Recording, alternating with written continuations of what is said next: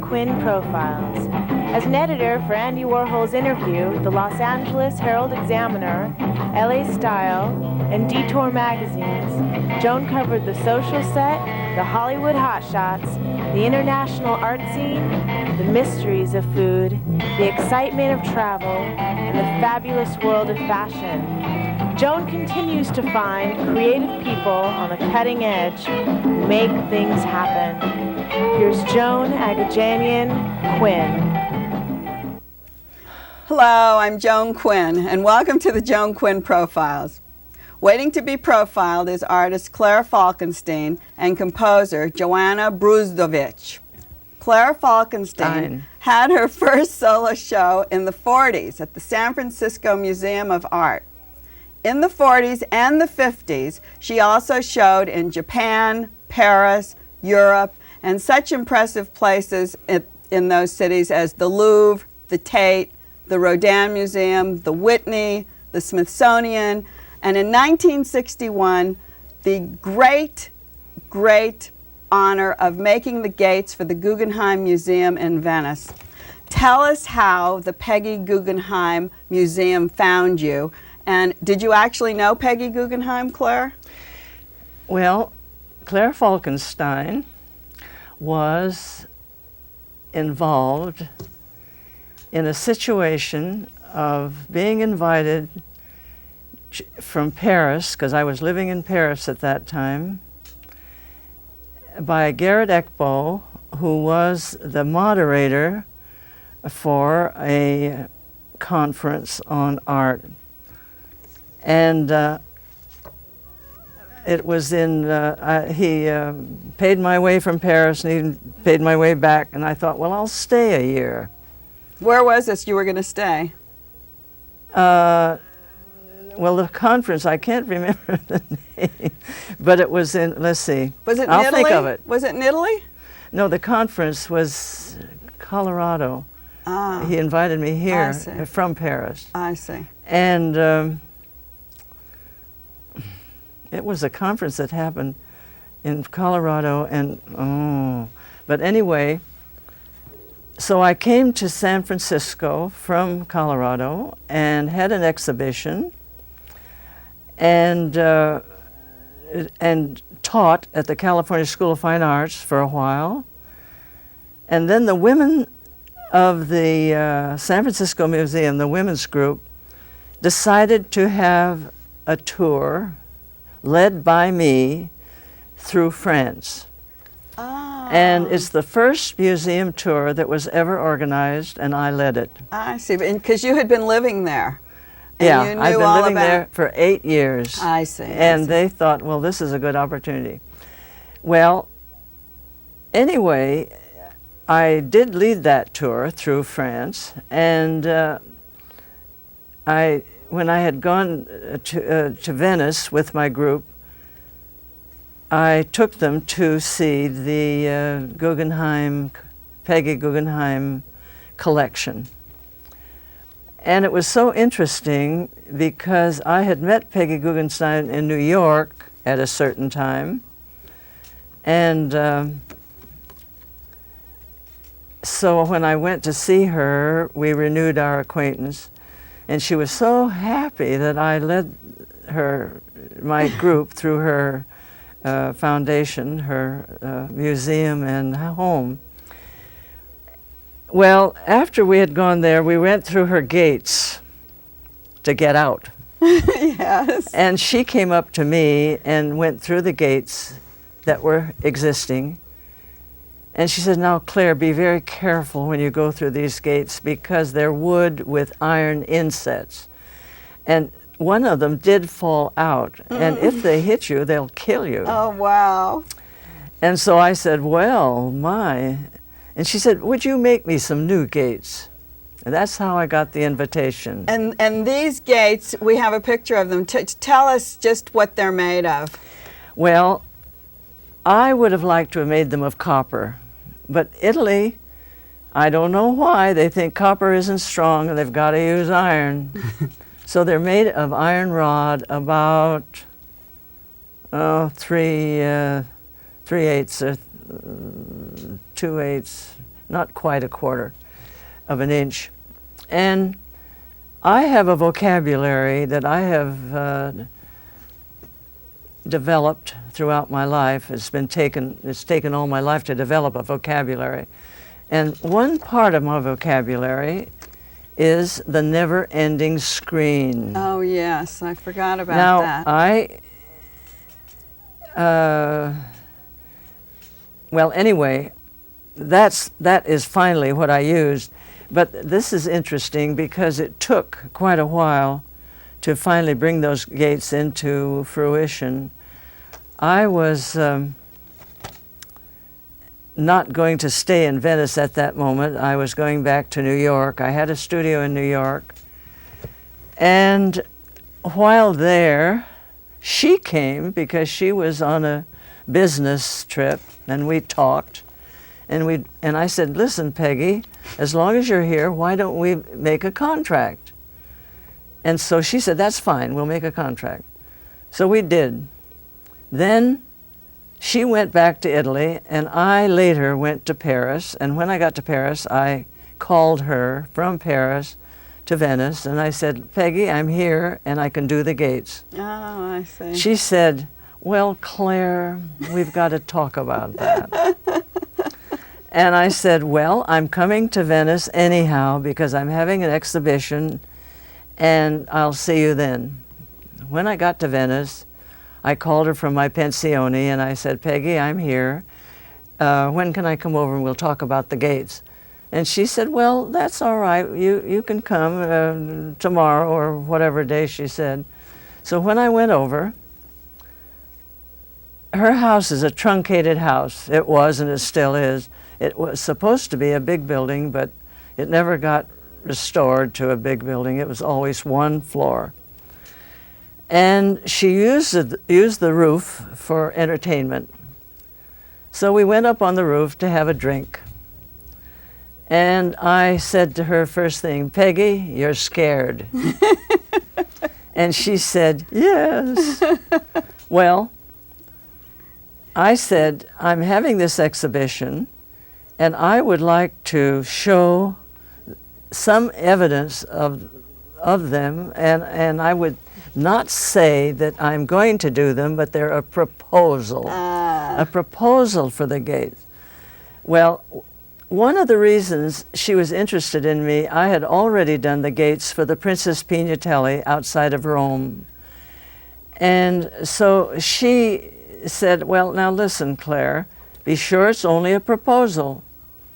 And I said, all right. So what I did was not only make one set of gates as a model, but two. One like the Princess Pignatelli, which was very flowing and free and with quite open structure. And the other one was a very dense one, as you see here. Did you use glass? This is for the model. I used wire and showed the structure, and only the structure.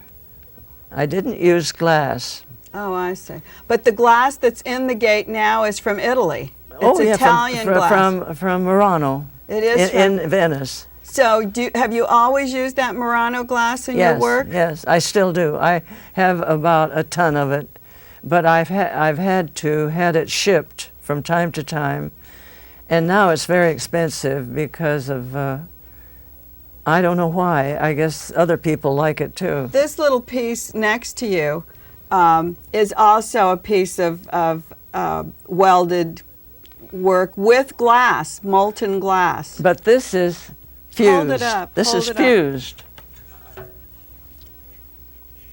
I see. Is this from the same period? Oh, no. I had to go through 10 years before I learned how to fuse it. You know, in the 40s and the 50s, it was kind of trendy for women to be welding things. Was it? Did you do your own welding? I welded every weld on that. In the gate? But let me finish. Okay. So I put in my exhibition these two models. Not only did I have models, but I ornamented the wall with greenery. I made it very seductive. She came with Perry Rathbone, who was the director of the Boston Museum. And he proposed. So he took it for granted that that meant that I was going to do them. And he said, now, Claire, don't do this one without the glass. And he took the glass out of the one and he put it in this one. Now, this is what you have to do. Well, I was laughing to myself because I knew what was happening. He thought I was going to do them. And the next day, I was working in my studio with my back to the light because my studio had a window with a view onto the garden, and I was doing a small commission with my back to the garden. And I knew somebody was behind me. And I looked around, and there was Peggy. And she said, well, have you started the gates? And I said, no, but I will. So that was the beginning. I started. Now, they look small. This is a poor photograph because it doesn't show the extent. How tall are they, actually? They are 12 feet high and 4 feet wide. And 12 feet high. And did you do them right in Venice?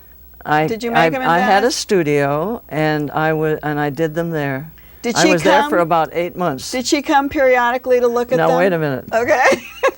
Not only did she come, but she brought Herbert Reed, the great historian and critic of London, and she brought him one day. Now, I had just had them laid out on the floor on bricks so I could weld. And here they were, 12 feet long this way, and I was welding away when they came in. She with Herbert Reed. Well, he had always been a friend to me. He had even written an introduction to one of my catalogs. And then they left. Well, the next day, she called me on the phone, and she said, now, Claire, I want to see you. I've got to talk to you. So I went over and saw her, and she said, Claire, I'm not going to go on with the gates because Herbert Reed influenced me by saying Claire can never make gates that are strong enough for your collection. So she said, finish this gate, this one, and we'll put it in my museum. And I said, no, we're going to put the gates at the portal. She said, well, they're mine. I can do with them what I want. Wow. And I said, wait till I finish one, and then we'll see. Finally, one was finished. So I put it, in Venice, they have tunnels that go through the house, and they don't call it the first floor. The first floor is up one floor. Right. And you go through this dark tunnel, and there are these rooms off that are storage, and one of them was its studio. So I I couldn't lift it. I had it lifted and placed so it leaned against the wall, and when you came into the tunnel, which was dark, you looked through it and saw the light of the garden. Perfect. Well, perfect. And you know what? We've reached a tunnel. We're at the end of our tunnel. We saw the light of your gates, but we have to finish. We have to leave. Can I say? Yes. After that, she agreed we'd go through and build the gates. Well, I know, because they're the most famous gates in Europe. And you have sculpture all over California, all over Europe. And we didn't get to talk about your painting. This is from '92, this painting. And by the way, this is going to be shown at the Corcoran. Great. This is from '94. I don't know, what is this? That's 43. 1943. You've had a wonderful career, and I think just pinpointing that one fabulous point with Peggy Guggenheim was worth having you. Well, we finally she was traveling at Alta Aqua. That means that year, time of the year when water floods Venice. Oh, right. And she would travel and write me a letter. Claire, my gates are the most wonderful things I've seen.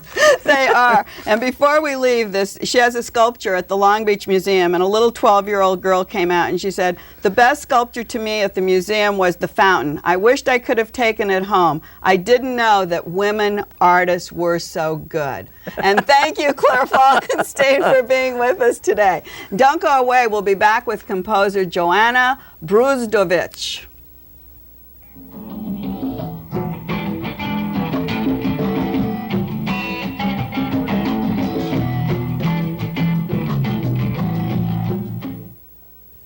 Hi, I'm Joan Quinn, and we're back with composer Joanna Bruzdowicz.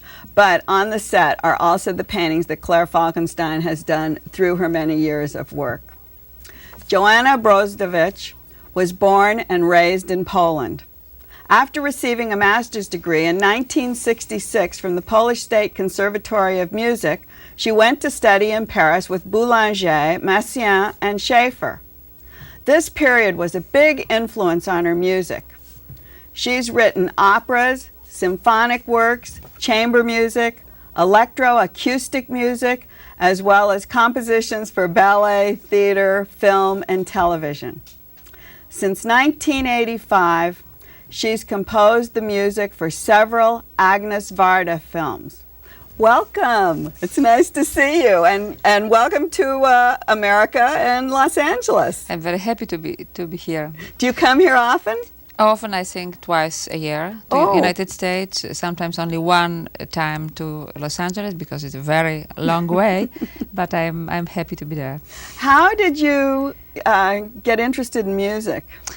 Well, it's a long story. I'm a very old composer because I was 6 years old. So if you see my face, you know that I'm a very old composer already. Did it run in the family? Was were your parents musical? Yes, my father was cellist and my mother pianist, and many of my uncles and aunts were singers and musicians. So it's I sing in blood, but I'm the first composer in the family. Do you play an instrument as well? Yes, I play piano and cello. And then when you compose, what do you use to compose? Do you sit down to the piano, basically? Well, when I'm composing the film music, I play sometimes piano. When I'm composing big works like symphonies and operas, I'm writing on my table like a kitchen table. It's exactly the same space, but of course not in the kitchen, in my studio, and without piano. But I play sometimes for my children and for my husband the fragments of the new compositions at the piano. When you compose like that and you write it like at your table, are all those sounds going in your head? Yes, the whole score with all instruments are in my head, and I see my music also in the score, so I'm writing. So you can hear everything. Sure, yes. You hear everything. I can't imagine how anyone can do that. But what's the difference between, say, writing symphonic music and chamber music? Well, symphonic music is like a very, very big painting. So we had a few minutes ago in the same show, Claire Falkenstein, and she is doing these small paintings and very big paintings, like this door for Peggy Guggenheim. Well, for me, the chamber music, they are the small paintings and the big paintings with important technical problems. They are symphonies and operas. Oh, I it's see. like that. Oh, is that really the way it is? Yes, I wonder. completely. What about the music for the opera? I know you write the libretto with your husband, who's a German. You're very international at your house. That's true. That's true. I'm born in Poland, but I'm living with my German husband in Belgium. But I'm French citizen, and I like very much Catalan culture. So when Catalan? Yes, Catalan. Yes, and from spirit, I am a New Yorkese, I think. Oh, good. You threw in America yes, too. Completely. Well, with my husband, we have written my last opera musical, Tides and Waves, and it's written in English, and it's, I think, the first European opera speaking about United States, because the second act, the action, is in California. Really? And I hope from all my heart that one day we will have the production of this opera and musical in California. It will be the best place to show it. So my husband have written with me this text in English with a very good friend of us from Los Angeles, Hermine Flores Garcia, who is writer and translator from French to English and from English to other languages. So when you write your other operas, do you write them in English or do you write them in German or French? That depends of subject, because my first opera, it was in a penal colony after Kafka story, so and I have written, the libretto was written by some Czech writer, and in Polish, German, and Czech in the same time, and then it was the first performance in French, so the first version was in French, and then I have written the Women of Troja about Euripides, and it was in French because it was the French theater asking me.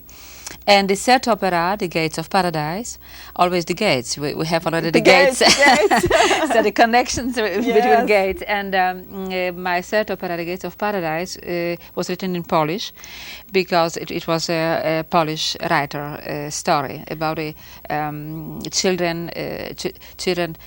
How is the word in English? Anyway, the children in a certain century walked to the Jerusalem to liberate the gates of paradise of Christ. We have a little clip of you in your studio writing or playing the piano or talking about your work. I want to see that right now because I think that's where these great operas come from. Yes, and it's the part of Tides and Waves it is score of the first opera. Of Tides and Waves, yes. Great. Let's see that. Un peu triste.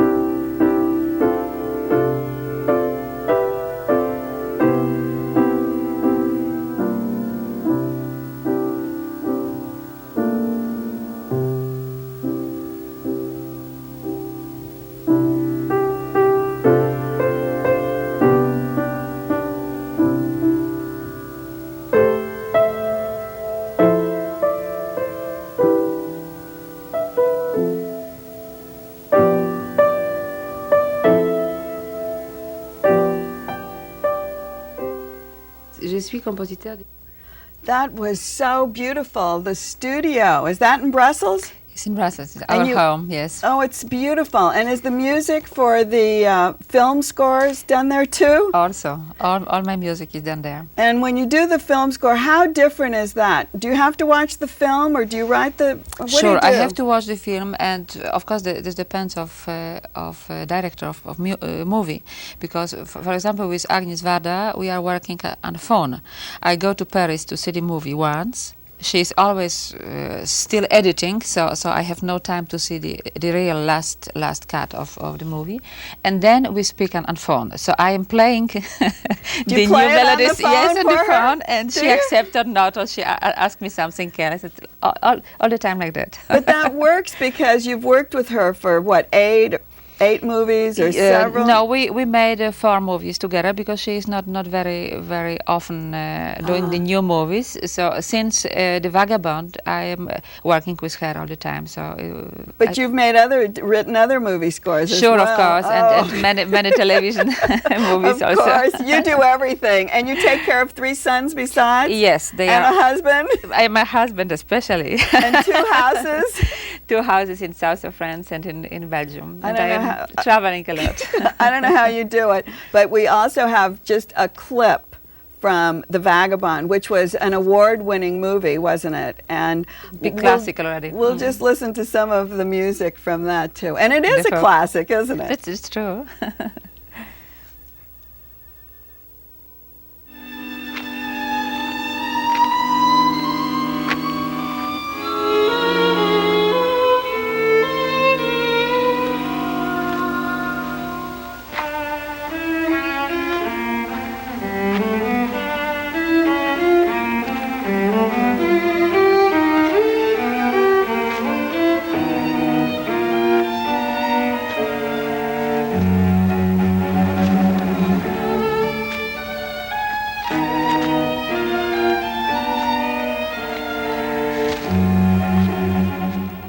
It's amazing that you can do all of this over the phone. And it's amazing that you can write so much and take care of your family. When do you have time actually to write, to travel and take care of your family and then to write?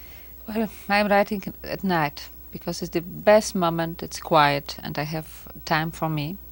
I think it was always the problem for the women artists that if you have the family, you have very short time for yourself, and now the technical progress help us because we have the wash machines and everything. But washing machines. Sure, but How about before, CDs? that's all those things are very very helpful, and I think the question, the men are always telling us that it was not the big composers or big painters, women in the past, and perhaps we have no talent. I don't think so. It is not a question of talent. We have the same talent that the men, but only now we can start to have much more time and possibilities.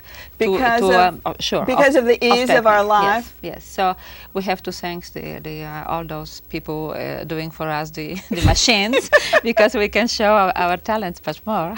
Well, we have to thank you for being such a talented person, and thank you for coming to visit us. It was such a pleasure to meet you and to hear your past with all the languages and all the way you can hear all these things when you make your compositions, and for being with us on the Joan Quinn Profiles. Thank you very much. Thank you, very Joanna. happy to be there. Thank you. And thanks to all of you for watching and for writing. And don't forget, 520 South Grand, 8th floor, and you'll see the address at the end, Los Angeles. And we'll see you next time on the Joan Quinn Profiles.